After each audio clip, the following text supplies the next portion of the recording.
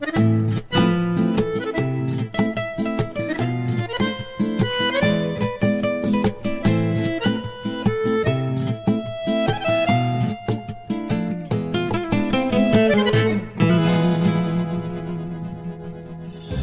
黎对初来乍到的旅人总像是灿烂齐放的烟火，华丽夺目。法国料理更是姿态万千，有传承自宫廷宴席的精雕细琢，有洋溢着市井活力的酒馆料理。唯一不变的是法国人对于餐饮近乎追毛求疵的坚持。短短数十年间，法式料理的形象从席卷全球的奢华，回归追求自然的本质。许多大厨更是抛下了华丽繁复的包袱，重新审视食物对自己的意义。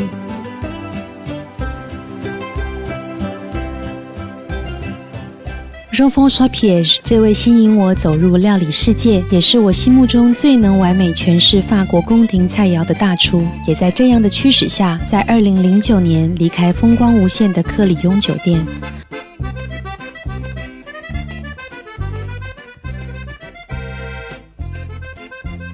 都缪酒店位于巴黎左岸的商宾院旁，遥望著名的埃菲尔铁塔。经过设计师重新打造后，成为了当地名人政客经常光顾的地方。除了有着14间华丽装置艺术的酒店客房，更知名的自然是名厨 Jean-François Piège 旗下2间不同形态的餐厅。位于2楼的是一间米其林的同名餐厅，还有它在1楼风格俏皮，价格也较为平易近人的小酒馆料理。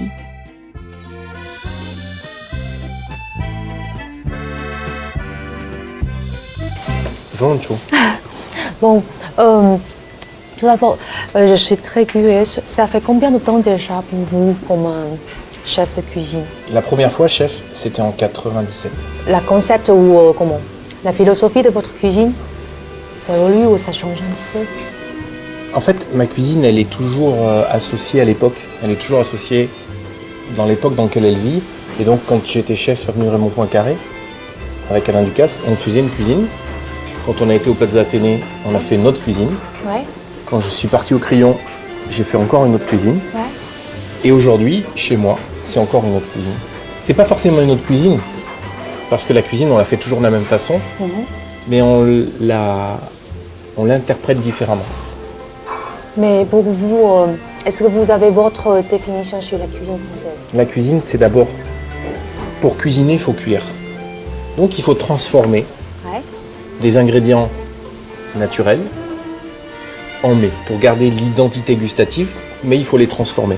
Donc la cuisine, c'est l'art de faire plaisir en transformant des éléments naturels par le savoir-faire de l'homme. Donc est-ce que c'est plutôt comme une culture, la cuisine française, quelque chose d'accumulation de l'histoire, oui. de mémoire? Oui. Ouais. Je pense que la particularité, il n'y a pas de meilleure cuisine dans le monde. Elles sont toutes légitimes. La seule différence avec la française, c'est qu'elle a une histoire au niveau professionnel, c'est-à-dire au niveau des restaurants, depuis très longtemps. C'est ça la différence. Parce qu'il y a des restaurants depuis très longtemps chez nous. Donc, on a une habitude et je pense que c'est cette particularité qu'il faut aller chercher, qu'il faut la faire évoluer. Une cuisine qui vit, c'est une cuisine qui est en mouvement. Barbu. On sent. Donc la barbue a été cuite sur l'os. Légumes, herbes sauvages, condiments, coco, hareng fumé, citron vert curry. Donc une barbue juste cuite, jus de cuisson des légumes et assaisonnée. On peut sentir en fait, comment on dit, la fraîcheur sauvage. C'est-à-dire que le poisson, on le présente sans la peau, et la peau elle est là, elle est croustillante ici. Oui, oui. Ça c'est la peau. D'accord. Merci. C'est juste pour donner des petites pics de texture. Ouais. C'est que de la peau. Et on peut sentir la mer aussi. Voilà. Mais dans ce plat, on sent qu'il y a de la cuisine en fait. Même si on reste aujourd'hui très naturel. C'est votre philosophie. Oui. Parce que ici, on a de l'image que tous les trucs, tous les ingrédients sont accepter comme la forme naturelle, Oui. comme ça, mais le goût ou le twist, donc les nuances entre les ingrédients, c'est... Il y a beaucoup de nuances. Ouais, voilà. Le mot est juste, c'est qu'il y a beaucoup de nuances. C'est-à-dire que ça, c'est un radis, mais dedans, il y a du beurre noisette. Mais c'est juste un radis. C'est juste pour... Moi, j'aime bien le début du repas, débuter en mangeant avec les doigts, en faisant comme ça, quand on prend l'apéritif. Et après,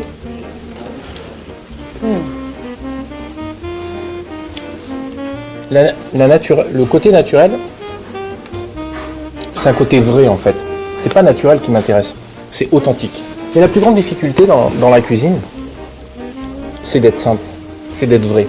C'est pas d'aller chercher trop de choses. Le luxe, ou c'est le concept de luxe change. C'est que le luxe, pour moi aujourd'hui, en 2014, le luxe, c'est d'offrir les meilleurs ingrédients au meilleur moment au client. Ça, c'est le luxe. Qu'est-ce que c'est le plus grand défi pour vous pendant ces années? Particularité en France, quand j'étais plus jeune, quand on rentrait dans un restaurant, il y avait des casseroles qui mijotaient, ça sentait la cuisine. C'était pas des concepts. Et j'avais envie, le mot pour exprimer ça, c'est mijoter.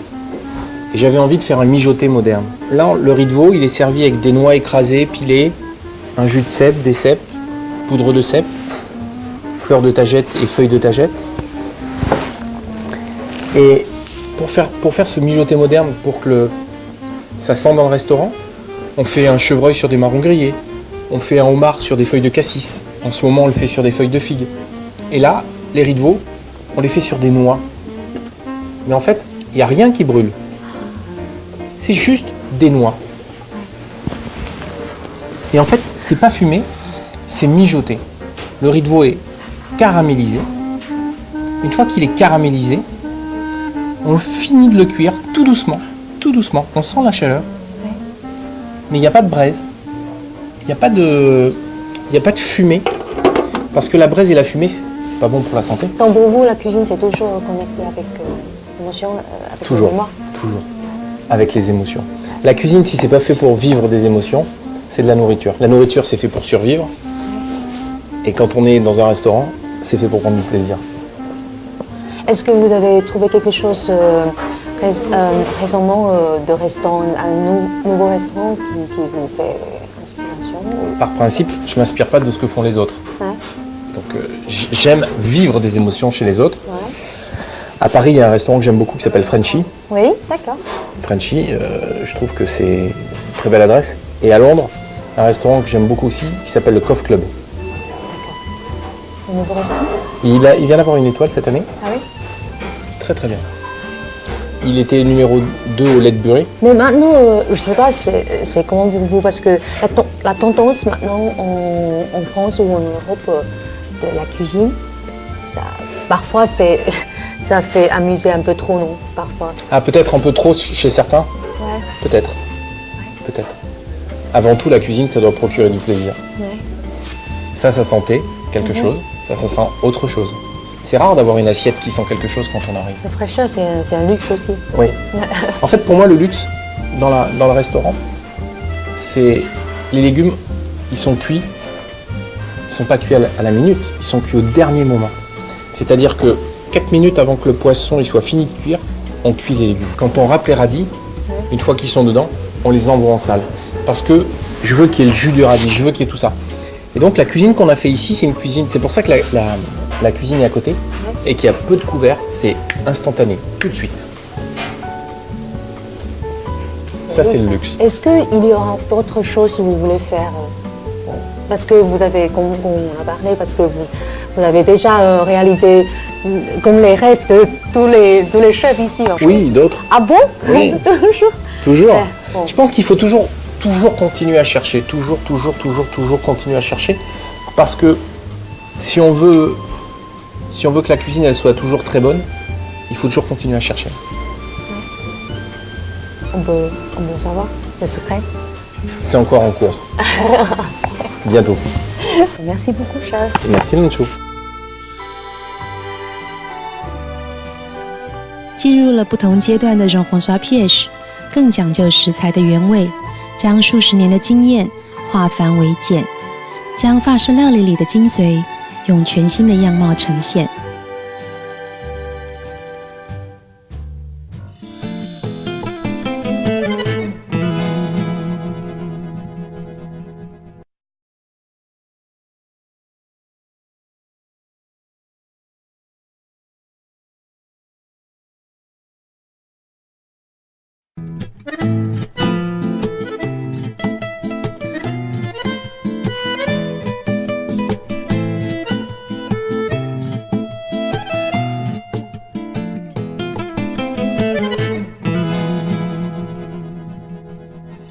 杜米埃甜品坊给人一种温暖亲切的感觉，它的装潢、色调和材质像糖果一样，让人想起童年时的神奇世界。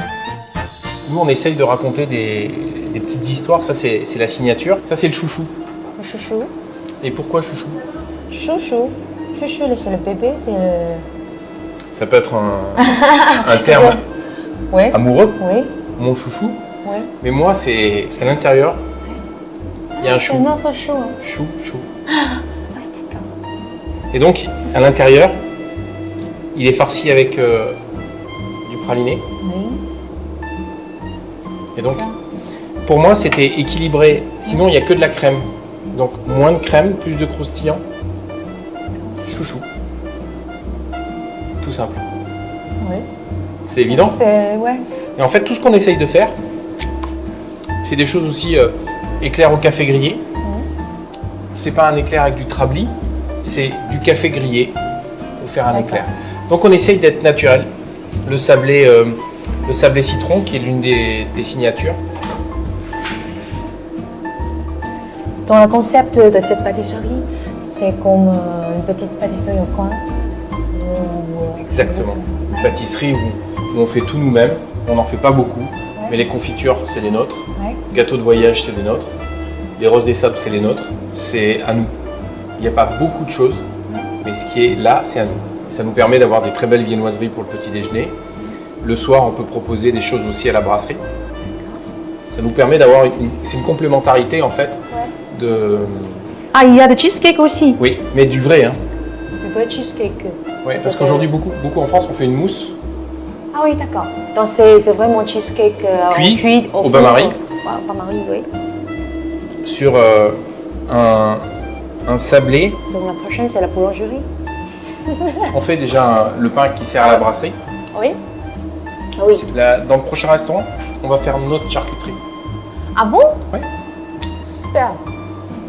Votre charcuterie. Saucisson. Saucisson, c'est le nôtre. Voilà. On va pas faire beaucoup de choses parce qu'à Paris, on peut pas faire des jambons, on peut pas faire ça. Ouais. Parce que le climat le permet pas. Mais les saucissons, ils sont déjà en train de sécher. Maintenant? Ouais. C'est déjà... Ah bon? Oui. C'est super.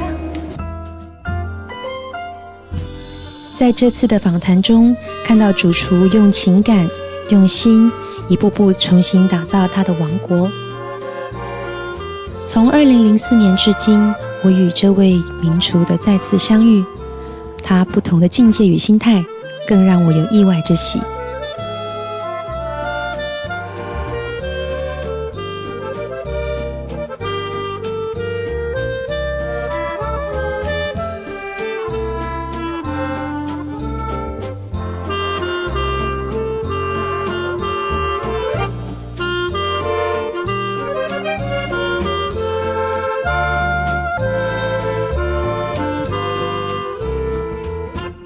有少女素胸昵称的马卡龙，外形小巧可爱，粉嫩饱满，而且色彩缤纷，口味千变万化，绝佳的口感令人垂涎欲滴。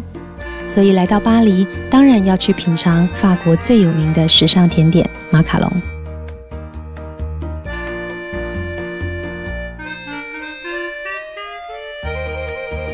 我觉得今天真的超兴奋的，因为连对你而言，这位甜点大师，他是你心目中最崇拜的偶像。你说他的那个名字叫 Picasso。Picasso， 我的天哪，真的是太了不起了！可以跟我们说说故事，为什么你崇拜他？其实，我觉得在讲味道啊，在讲口感之前，我们可以先看到这个莲花蛮多的。其实，我觉得当然，在视觉上，它是一个对消费者第一个感动，因为它能够把所有的形状，整个层次做的这么的精准。像这里有个蛋糕，它的整个线条做的这么的利落，其实是需要非常多很精致的功夫才能够做到。当然，它有非常多年的经验，让它很精准的可以判断哇，怎么样呈现出来的视觉效果是最正常的。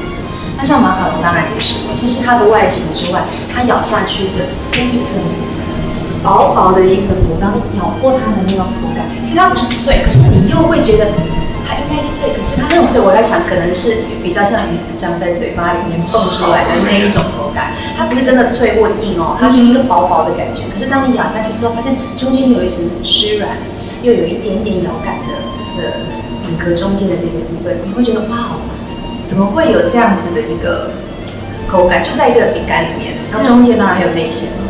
那它做的跟别人有什么不同啊？因为这个甜点其实很难做的原因是这个饼壳它的比例只要一点点不一样，它整个状态甚至是外形就不一样了。对，所以其实它能够找出这样子的一个 formula， 我觉得就是一个这样的公式，我觉得是一个完美的马卡龙对我来讲。而且我听说，那虾哥南叔有跟我讲说，在玫瑰啊，或者是覆盆子啦，或者是这种比较酸甜口感的，基本上都是他发明的。对我来说，很多人来 Pierre Hermé 的店里面是带着一种朝圣的心情。如果说今天法国菜是全世界最好的菜之一，那还有日本料理啦，还有意大利菜都非常棒。但是如果你讲法式甜点，我想是全世界最好的，没有话讲，因为不论做造型、色彩，还有那个各种口感的那个架构来讲，法式甜点真的是无人可比。那Pierre Hermé是其中大师中的大师，我想在座可以看到这些东西。这是你10年前我就买过，而且我实在是太好奇它到底怎么做的。那当然它有书，可是我更想要真的实际去解剖它看看。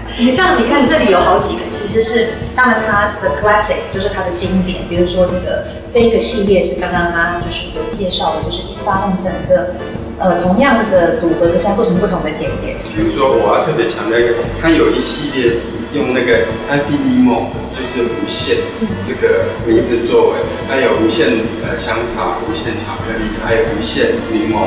那像它的那个香草非常特别，它是用3种不同层级的香草，马达西蒂、马达加斯加跟墨西哥，然后是不同的比例去调出来。好深的学问。那这个真的是只有他独家，真的只有他做得到，非常了不起。我觉得它是创新了好多口味，它看起来不像我们以前那只有5颜6色的马卡龙。那边有白松露，我刚刚看到的是它的现在是这个 season， 对，现在是 season， 所以就。他的创作总是精美如艺术，每一季创新的搭配都成为巴黎最炙热的话题。走入他的甜品店，就如同应邀出席一场华丽而缤纷的甜品盛宴。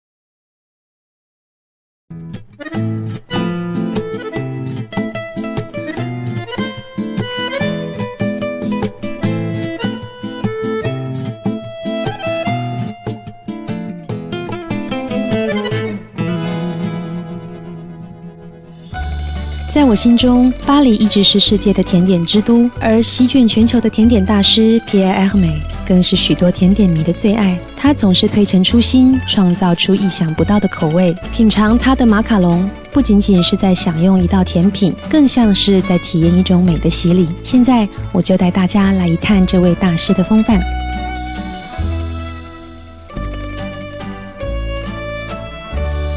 Bonjour chef.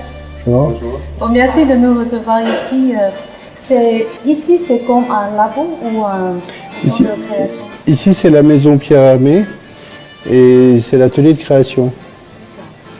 C'est là que je travaille avec les pâtissiers pour mettre au point les produits. Et c'est aussi là qu'on reçoit des invités ou des clients. Vous faites des tests, des essais ici? Voilà. Aussi. C'est ici qu'on fait la mise au point des produits et les dégustations et les tests. Et il y a une question, ça me gratte depuis longtemps. Comment, alors, esthétiquement, votre création est tout vraiment tape aux yeux pour les consommateurs. Comment vous avez créé les idées esthétiquement, je parle. Par exemple, l'Ispahan, les pétales de rose avec une goutte d'eau. À l'époque, comment, d'où vient cette idée de... Pâtisserie, moi j'essaie juste de les rendre appétissants. Ouais. J'essaye d'en faire qu'ils soient appétissants et pour l'Ispahan et qu'il y ait une touche de poésie. L'idée du goût de l'Ispahan est née dans les années 80, au début des années 80, où j'ai découvert que dans la cuisine bulgare, on utilisait de la rose.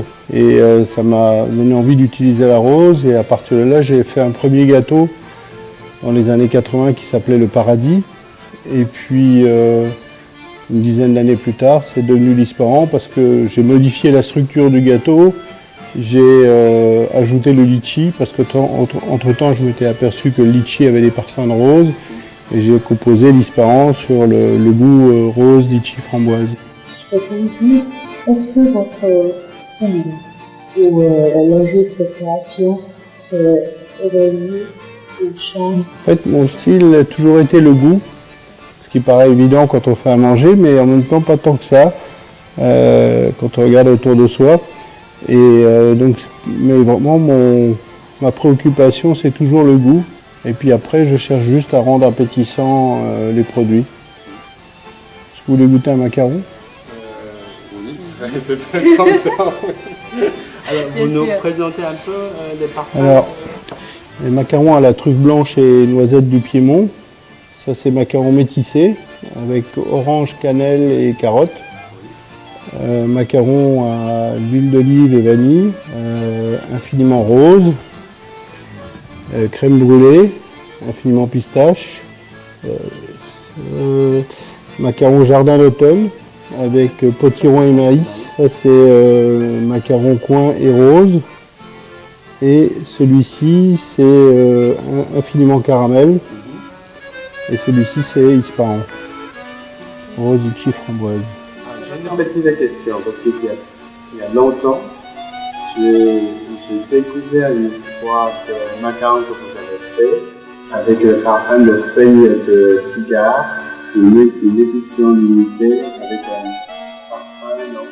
Non, on a fait un macaron sur mesure pour un client qui était fait à base d'infusion de tapas de cigare Biliki. Voilà, et c'est juste pour un client. Et pourquoi vous n'avez pas essayé de refaire Parce que comme tout ce qui est les macarons sur mesure, on les fait exclusivement pour un client et la recette lui appartient.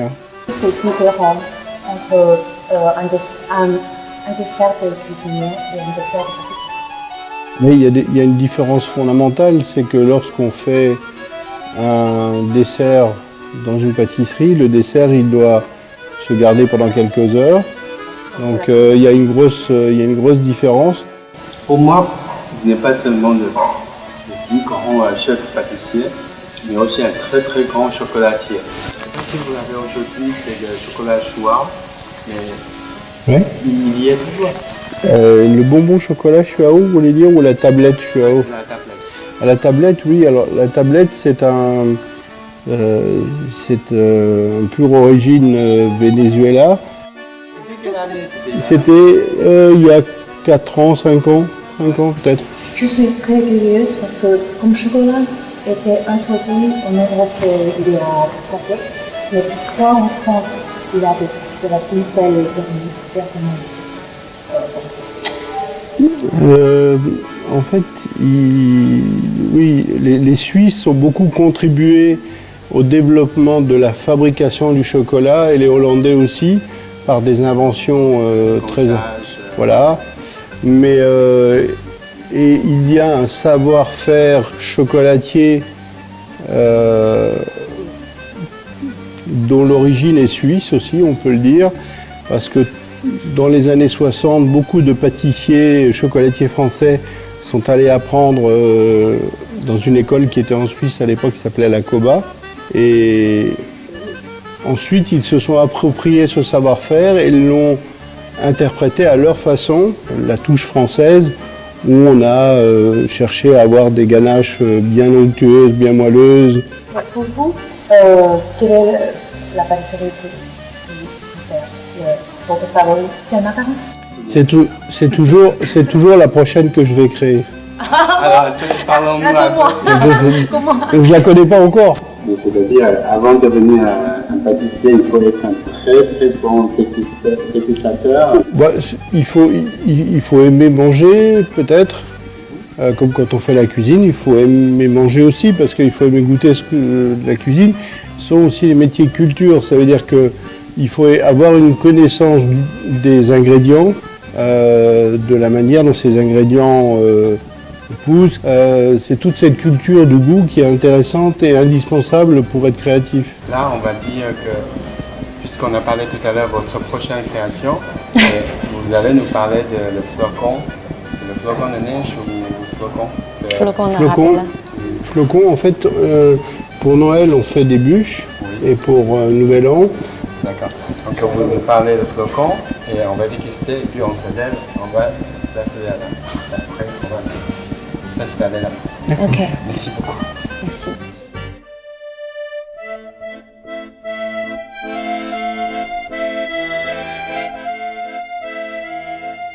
Vous nous présentez un peu? Alors ça, c'est un gâteau que l'on fait pour la fin d'année.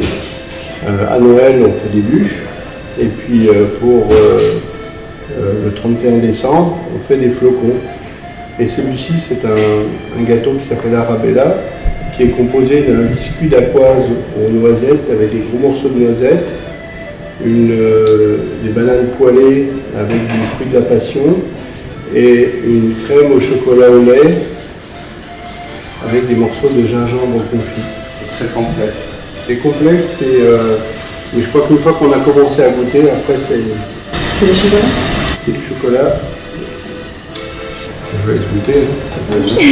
On sent la banane qui sort d'abord, c'est le gingembre qui arrive après. Il y a vraiment C'est ce que j'appelle moi l'architecture du goût. Donc les saveurs, elles arrivent d'une façon bien organisée. bien précis. Voilà. C'est très intéressant pour moi parce que quand les cratons, comme les grains de passion, ils ont porté aussi des parfums très particuliers aussi. Très légers, mais très En fait, c'est des bananes qui sont poêlées et ensuite auxquelles on mélange de la chair de fruits de la passion crue. Ce qui est intéressant pour le gingembre, c'est qu'il a le parfum de gingembre, mais il n'a aucune agressivité du côté épicé de gingembre. Ça, c'est parce que le gingembre est confit, donc il est beaucoup plus doux.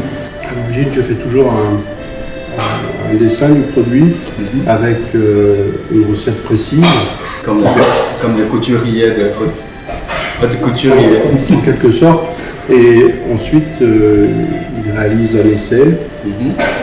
Parfois, on fait des ajustements, un deuxième essai ou un troisième essai. Et après, jusqu'à temps que je considère que le produit est satisfaisant et qu'il est au point. C'est simple.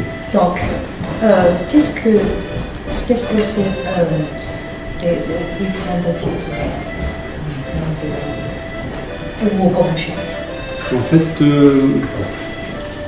je suis pas sûr que je l'exprimerai sous forme de défi, parce que c'est mon quotidien, donc mon quotidien est fait de gâteaux, de goût, d'émotions, donc je fais les choses que j'ai envie de faire comme j'ai envie de les faire. C'est ça le plus grand défi, c'est de pouvoir toujours faire les choses comme on a envie de le faire dans son métier. Le défi est devenu un plaisir. On dirait que la création pour vous, c'est un jeu d'enfant. Oui, c'est un jeu. C'est un jeu. C'est un exercice mental, mais c'est avant tout dans la tête. Après, il faut le faire, mais moi j'imagine le goût, les saveurs dans ma tête. Ça c'est une idée de bûche pour 2015. C'est déjà fait.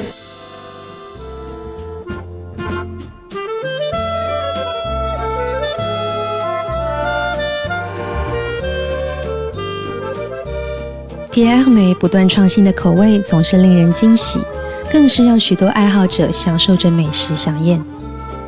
他对世界各地的糕点界也有着重要的影响力，被誉为甜点界的第一把交椅，更称他为糕点界的毕卡索。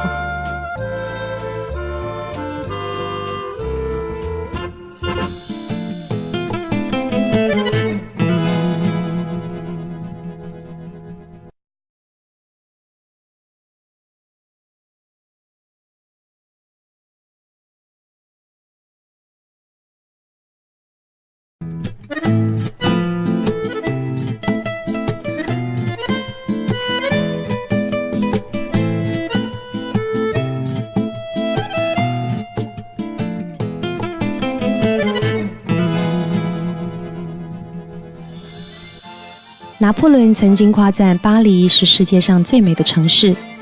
巴黎的建筑风格以清新、亮丽、现代为基调，而形成轻盈活泼的建筑形态，洋溢着欧洲式的人文思想，也有着新古典主义的法式风格，打破了凝重和沉闷，这样使得巴黎在众多欧洲城市中显得出类拔萃、独树一帜。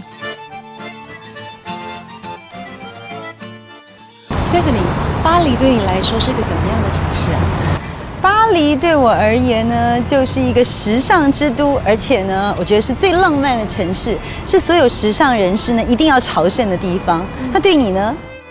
对我来讲是一个很特别的一个城市。其实当然它很美，但是有很多城市非常的浪漫，像威尼斯啦，像很多城市其实都有它美丽的地方。巴黎对我来讲就像第二个家一样，其实就是隔一段时间没有过来就会非常想念。因为你对巴黎的感情啊，跟很多人都不一样。像我们的话，其实只是像来观光、来玩、来朝圣的。可对你而言，你在这里住了4年多，哎，对，而且你那时候来这边要学习这个甜点的课程，但是你好有毅力，也好有企图心，既然可以这个转战学做料理。可能就是喜欢吧，所以没有想很多，也没有觉得是一件很具挑战或者是可怕的事情。而且兰叔，我觉得你的法文讲得好棒哦！你知道我听你讲法文，我觉得对我而言真的是一种享受。人家说呢，这个法文是最浪漫的语言，你觉得呢？的确是相当好听，但是不是很浪漫，我自己不知道，但我很喜欢。对你念起来的时候，我特别觉得好像有那个音频，而且好难念哦，你知道吗？那个不是一般人可以念的，所以我觉得你的法文讲得这么好，真的让你成为在法国，我觉得你就像是一个在地的当地的人士的感觉。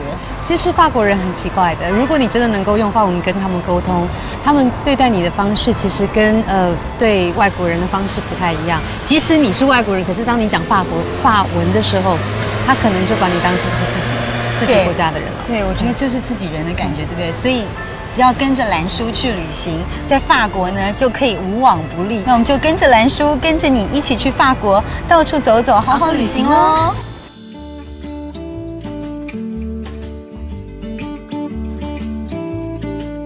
Hôtel Molitor 在上世纪建筑的前身是一所著名的公共游泳池，它记载着巴黎人的共同回忆。泳池在1929年落成，建造者 Lucien Paulet 利用不同层次的白色护栏和圆形窗户，打造了一艘航行中的远洋游轮，展现出丰富而鲜明的装饰艺术风格。1989年，因为缺乏资金修缮，不得不被巴黎政府以安全原因宣告关闭。但在2014年5月，重新展开了新的样貌。现在就由我跟 Stephanie 一起带领大家来看看老巴黎人的共同回忆，一种重生的感动。我们后面的场景呢是这个李安导演少年派对首映的时候的一个游泳池。对，所以待会儿就要帮我们好好介绍一下。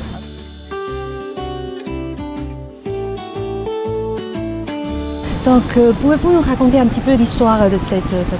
Alors, la piscine a ouvert en 1929 par l'architecte Lucien Paulet, a abrité pendant 20 ans, a été un lieu de fête. Sonia Rykiel, à l'époque, venait ici faire du patin à glace durant l'hiver. On a eu le lancement du bikini en 1946. Et en 89, la piscine a fermé. En 90, c'est passé monument historique. Et pendant 20 ans, ça a été un lieu où les artistes, squatteurs, graffeurs venaient utiliser le lieu comme atelier et venaient rencontrer d'autres personnes. Et ça a fermé, il y a eu une appel d'offres en 2011 et justement Accor, Bouygues et Colonie Capital a proposé de rénover la piscine entièrement et de faire Molitor, que vous voyez aujourd'hui avec 124 chambres en plus, donc la partie blanche qui a été rajoutée ici. Et aujourd'hui, c'est un hôtel de haute gamme. Il y a un spa de Clarins. Alors aujourd'hui, donc on a les 2 piscines qui ont été réhabilitées. On a un spa by Clarins au sous-sol de 1700 m². On a 2 restaurants, donc un au bar, un restaurant par Julien Mercier. Et nous avons aussi 124 chambres avec un rooftop, avec un barbecue, plancha et un solarium. Ouais, mais le plus important, c'est comme c'était un endroit où rencontrer les artistes, ou perpétuer, continuer Exactement. cette Alors on tradition. perpétue cette tradition en invitant les artistes à utiliser les cabinets de change à l'époque en cabinet de curiosité aujourd'hui pour investir les lieux et redonner vie aux lieux qui étaient à l'époque l'endroit où on accueillait tous les artistes. Ça, c'est très particulier pour Paris parce que c'est un endroit unique.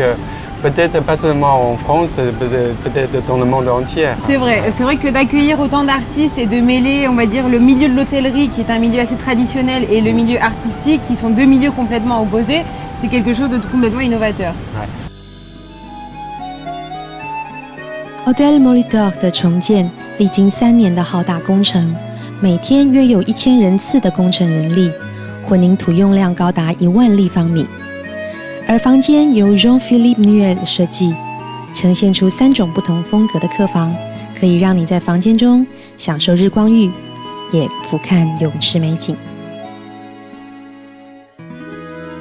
Ok, donc ça c'était la piscine avant. Wow. Et là, c'est l'endroit où nous étions tout à l'heure. Donc on voit vraiment la différence entre ça, voilà. Oui. Et ça, c'est le hublot aujourd'hui qui est notre logo. Et voilà à quoi ça ressemblait. C'est le logo de la piscine. Donc vous voyez les rambardes qui ont été entièrement remoulées sur celles d'origine.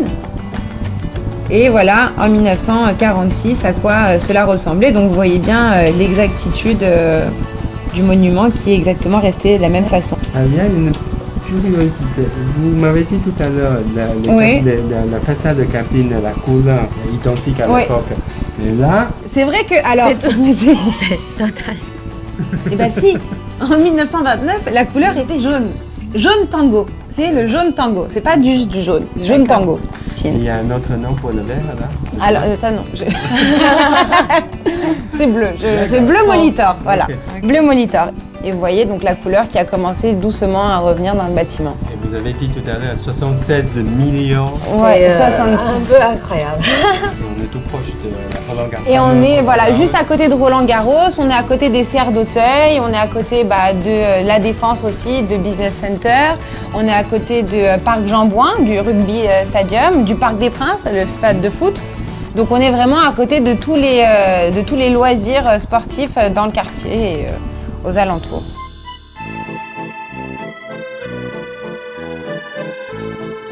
« 这里有着富有传奇色彩的泳池，朴素纯净风格的客房，当然还有它最精彩的法国美食。让我们来造访他们的主厨。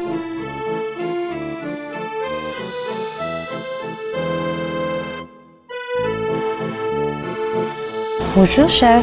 Bonjour. Bonjour, très enchantée. Pouvez-vous nous expliquer un petit peu le concept de restaurant, de la carte? Le concept il va être très simple en fin de compte, c'est que l'idée qu'on a au départ c'est de faire une maison de cuisinier. C'est-à-dire qu'on a eu un gros travail sur la recherche de produits, la recherche de fournisseurs, la recherche d'éleveurs, pour mettre en avant tout le produit, le savoir-faire de mes cuisiniers et de mes pâtissiers. Et tout ça autour d'une chose très simple, c'est que le client soit très content de venir manger chez nous. Et depuis l'ouverture de mai cette année, quelle est la réaction de la clientèle parisienne? La réaction de la clientèle parisienne, elle est bonne. En plus de ça, c'est que ils sont ravis du lieu. Ils vont recommencer parce que eux, ils ne s'attendent pas à ça. Surtout que pour rappel, la piscine a fermé en 89, c'était une piscine municipale. Aujourd'hui, c'est un 5 étoiles avec un joli restaurant, avec 2 superbes piscines. Donc je dirais qu'il y a un effet waouh. Quand les clients ils arrivent, c'est waouh, ils ne s'attendent pas à ça. Donc à nous après de faire le travail et puis que ce qu'on leur sert, ils soient contents et qu'ils reviennent encore plusieurs fois et qu'ils nous plébiscitent sur leurs amis ou connaissances. Ouais. Donc, si j'ai bien compris, sur la carte, vous avez accentué sur la qualité et aussi le produit de saison. Et vous allez changer, renouveler la carte régulièrement? Tout à fait. Là, on l'a changé déjà il y a 15 jours. Ouais. Donc, on va faire en moyenne à peu près 4 cartes par an. Ouais. Mais moi, ce que j'aime bien aussi, c'est tous les mois, changer 2 entrées, changer 2 plats. Enfin, au fil du temps, en fonction des produits, en fonction de mes fournisseurs, en fonction des rencontres, de ce que je mange aussi. Ouais. Je m'ennuie assez vite en fin de compte. Donc dès qu'il y a une entrée où je me lasse ou un plat qui me lasse, je cherche autre chose tout de suite. Et je vois il y a une petite influence asiatique, comme le tartare de dorade, de bar ou dorade? De bar. Il y a une touche de... Oui, alors ça c'est une entrée qui est signée Yannick Aleno. Avec la Jeju, avec le ponzu en assaisonnement, avec la feuille de nori. Ça, on est avec l'ail noir aussi. On est complètement dans l'Asie. Et les Parisiens, enfin les Français? Oh, ils l'ont plébiscité. Ah oui, ils adorent. Oui, d'accord. Ils adorent ça. À partir du moment qu'il y a des jolis produits et qu'il y a une osmose qui s'imbrique, il n'y a pas de raison que ça ne fonctionne pas. En plus, le bar, on prend sur du bar de 4 à 5 en taille, voire du 6 kg en sauvage, voire bar de ligne. On est livré tous les jours, donc le produit il est ultra frais, il est traité dès qu'il arrive et il est vendu la journée. Donc on ne peut pas être mieux.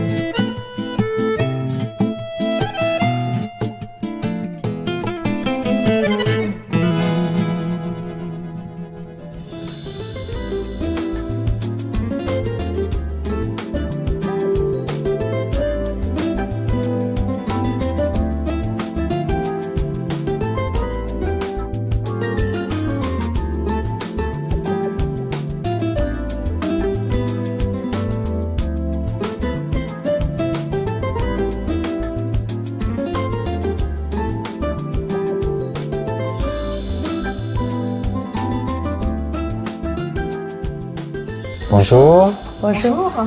Merci beaucoup de nous avoir reçus ici dans un endroit magnifique. Merci à vous d'être venu. Je suis ravie de vous accueillir à Molitor. Merci. Et je connais, il y a 2 grands spas de Clarins à Paris. Et je crois que les ambiances de spa ici, c'est un peu différent. Oui, alors effectivement, il y a 2 grands spas. Il y a d'une part le Royal Monceau, donc qui est un palace parisien qui a mis la marque Mayblen, donc c'est un spa Mayblen by Clarins. Donc le positionnement n'est pas exactement le même. Il y a également un club privé et un spa donc, où sont prodigués des soins Mayblen et Clarins. Et puis il y a le projet Molitor qui vient d'ouvrir le 19 mai dernier, qui est un positionnement un petit peu plus alternatif, qui est également en dehors des soins et de la partie fitness, puisqu'on a toute une programmation sportive pour que les clients puissent aller dans cette salle avant ou après un soin. Et rassurez-moi que vous avez des soins pour hommes, aussi pour femmes, aussi pour hommes.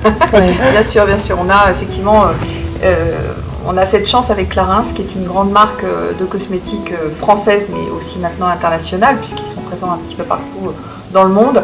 Le choix de Clarins, il a été assez clair pour Molitor. On avait effectivement une histoire commune, parce qu'on savait que c'était un partenaire solide qui pouvait nous accompagner sur les soins, parce qu'il a une vraie expertise en matière de soins. Sur des produits, on savait que les clientes allaient être fidélisées sur ces produits, donc c'est important pour rentabiliser un spa. Et puis également, on savait qu'avec Clarins, on aurait l'opportunité de faire voyager nos clients un petit peu partout dans le monde. C'est-à-dire qu'ils retrouvent à Molitor, les soins que l'on propose à Molitor, ils peuvent les retrouver partout à travers le monde. Donc c'est aussi un avantage. Je pense que voilà, c'est peut-être aussi ce qui explique qu'on a beaucoup de succès auprès effectivement des Chinois et puis d'une clientèle internationale. Ouais. Magnifique. Voilà. Merci beaucoup. Merci beaucoup。 Merci。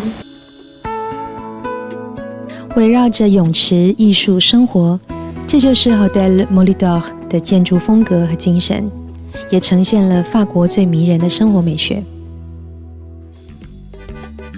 采访了一整天的行程，最不能错过的巴黎美食之一，就是小馆子里的海鲜大餐。看到满桌的生蚝、鲜蟹、鲜虾，真是令人等不及的想要大快朵颐一番了呢。